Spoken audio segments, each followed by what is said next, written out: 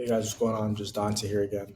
So today I'm going to talk about things you want to look out for when it comes to sending in income, so that you can do a check before I do a check.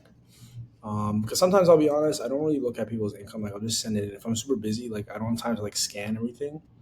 But first, I'm going to talk about like pay stubs and ideally what they should have when we're sending them into the bank.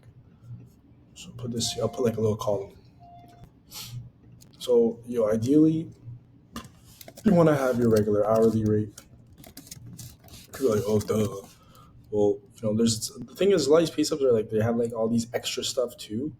It's like I don't know, for some reason these employers now are adding a bunch of like benefit and like short form words that the banks are confused about. So regular hourly rate, obviously you want to have your deductions and you want to show your year to date. So how much money you've been paid since the year started. Obviously some people they started earlier in the year, so it's going to have different numbers, but the banks ideally want to see that so they can kind of have a sense of how long you've been working there. Even though a job letter would verify that, the year to date just kind of helps them do their calculation for month to month. So it's like, hey, if they've seen, okay, year to date is 6,000, we're in December, they're like, hey, you didn't obviously get paid $500 a month, like you wouldn't be able to survive. So at that point, then they would ask for that job letter. So usually, if it's low, they want job letter.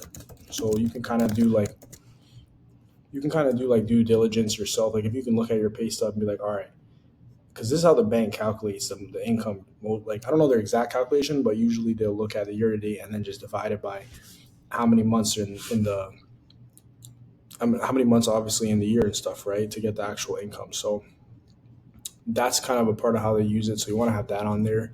Deductions, hourly rate is going to show like gross pay, and then obviously your net pay, so they can calculate that. These are things ideally they want to see on the pay stubs. Like if it's just a bland generic pay stub, like they're gonna ask to do banking links. So if it doesn't have like lacking this info, like lacking the info above, like it's more than likely gonna ask you to do um, a banking link, or they're gonna need bank statements, which I'm gonna get to in the next point. Bank statements. If lacking info above, they're gonna ask for bank statements. So I know everyone has different payroll companies, ADP, whatever. I've seen other ones that have like different formats, Payworks, like there's many types. Those big companies, like those big payroll companies, the banks trust more. Obviously, not everybody can have that. ADP and what it Payworks and etc. Like every employer is different depending on how they structure their payroll, but these companies usually tend to get income verified faster. So that's what I've seen. So for example, or even Dayforce too. You have Dayforce. I'd be seeing those verified faster. That's just how it is. Like the banks want to make sure everything's legit, right? So when they see it's a big company, like more often than not, they're gonna be like, "All right, bless." Like we're not even tripping because it's like, bro, most people are not gonna go. When you look at a fake pay stub that's been edited, it's the most bland thing ever. Like they're not gonna edit at ADP. Like the editor is not putting in that much work. You know what I'm saying? So these big companies, they verify the income much faster because they know, all right, it's blessed. They're still going to do a verbal verification, still call your employer to make sure everything's good, but these just tend like they're not as skeptical. So these are the main things they want to see on the pay stubs. Obviously, your information, like where you live, your name, blah blah blah. Where the bank, the account number as well, like that helps is also so they can match it up. Like, all right, cool, this is your account number, and then if they do need bank statements, at least they have something to match up with. Now for the bank statements. So I made a short form video today on my Instagram and TikTok, and it's going crazy right now. It's going viral. But bank statements, what they need to see, it's not as much as pay stubs, but the main thing they need to see, let me make this thing bigger. Obviously, it needs to be unfiltered. So what does that mean? So I've had people send me like they'll just filter it out for deposits. Like don't filter out anything. They want to see everything. They don't want like And now people are like, oh, I don't want the bank knowing what I spend my money. I was like, bro, they don't care. Nobody cares, bro. Like if you, I've seen a guy with like OnlyFans transactions. You know what I mean? Like I've seen it all. Like sports betting, OnlyFans. We're not too worried. LCBO doesn't matter. The bank just wants to see, okay, um, you're obviously getting money coming in for one, and then the next point, which I'm going to talk about, is no NSFs. They don't want to see NSFs. So for one, unfiltered, do not filter other statements to show deposits. Don't do that. They always want raw. Oh shoot, my keyboard. Show deposits. Cool. No NSFs, bro. This one is big. No NSFs, guys. Like the bank is assessing you to see if you can take out a loan. So if you have NSFs, they're gonna be like, okay, well, if you're not making a payment on, and it depends what the NSF is. Obviously, everybody has different situations, different circumstances. Some banks are a bit more lenient. They're like, okay, is it on a loan? If it's on a loan, you're cooked. But I think most times, like if they see NSF in general, bro, like it's chop shit. Like it's not a good look, and most times that does kill the deal. That's a big deal killer right there. Like it's just you got to look at it from the bank's perspective. Like put yourself in their shoes. If I'm like, yo, I need your banking. I'm a bank. I see someone's bank NSFs like these little small things you can't make payments for, or you just money's not coming to the account. It's like, how do they know you're gonna make payments on your car loan? Because these guys don't want to give you a loan just for you to not pay it. That's not their job. They obviously are prepared for that. Like the banks know that a lot of people are not going to make their payments, but their main purpose is not to give you a loan just so you don't pay it, right? That's why they still decline people. If they did not care about that, they would approve everybody. But then again, they would lose more money doing that. So no NSFs at all, bro. So if you got NSFs in your bank account, like even if it was 2 months ago and the last 2 months have been good, like it's still super sketch and it's just not a good look. So you're better off waiting that one extra month so that the last 3 months of bank statements, because usually they want 3 months. If it's self-employed, they're gonna want six, but hopefully if you're self-employed, the money's somewhat okay, so you don't have to get these NSF showing up. But if you're an employee getting payroll, um, wait that extra month. It'll save you, the waste of a credit check. But next, what else we want to have on the bank statements? You want it to have your name. Ideally, it needs to have the name.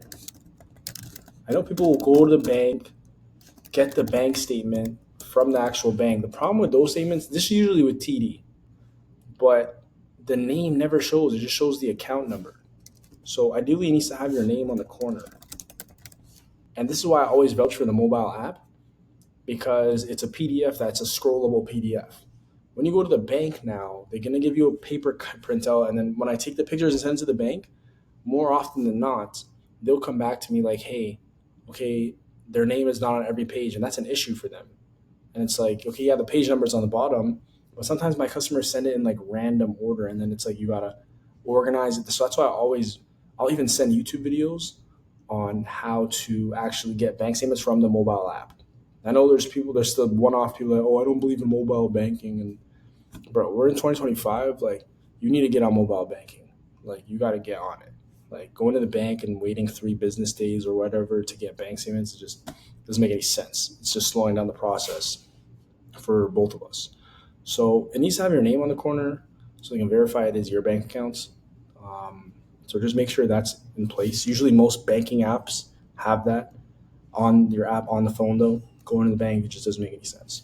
So yeah, no NSFs, unfiltered. It needs to have your name on the corner, and that's pretty much it. Like, also for some banks, I made a video about it today. One crazy, no sports betting transactions. Like, I didn't think this was my first. I had one customer my first time realizing like, okay, cool. Like, I'm like, okay, this guy's approved. Pay stubs are good. They call his employer, nice. The guys ask for the bank statements. I send it in. Boom, verified, cooked. Deal's dead. They consider sports betting transactions as like NSFs as well. So I made a video about it today, and I was talking about it. Make a separate bank account. I'm not saying stop betting. I gamble occasionally. I got into Rain Bet.